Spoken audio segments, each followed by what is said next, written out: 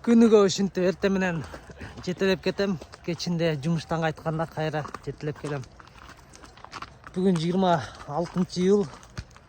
Мына тайды жайы менен ушундай жетелеп жүрүп көккө коюп багып келдим.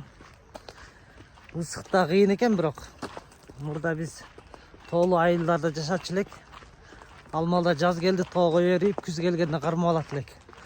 Азыр эми Карабалтага көчүп келип, антип тайды жетелеп багып жүрөм.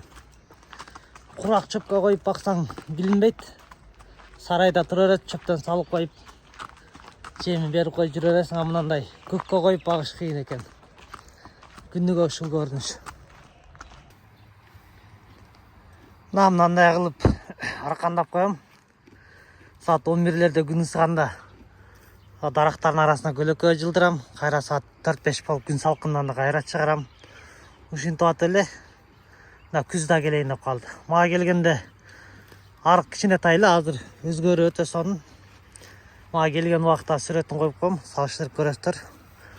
Анан бул тай бир маселе бар, ойлондурган жери. Ичи туруп курулдап койтат да, кур депчи. Ошол неден курулдуп атат, билгендер болсо комментарий жазыңыздарчы. Не себептен курулдуп атат? Жөн жайла курулдай бербесе керек деп ойлоп атам. Ошону билгендер болсо бөлүшүп коюңуздар, туугандар. Не себептен курулдуп атат, не кылыш керек? Бул жаныбар арканга дагы үйрөндү, минут да үйрөтүп койдум. Азыр как положено мингизе берет.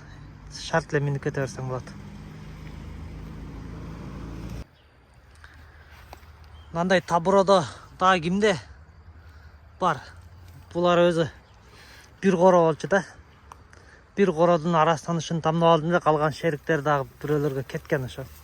Кимдерде жүрөт, кайсыл жактарда жүрөт билбейм. Эсли кимде ким болсо, кимде ушундай табуроодо тайлар болсо комментарий белгилеп коюңуздар.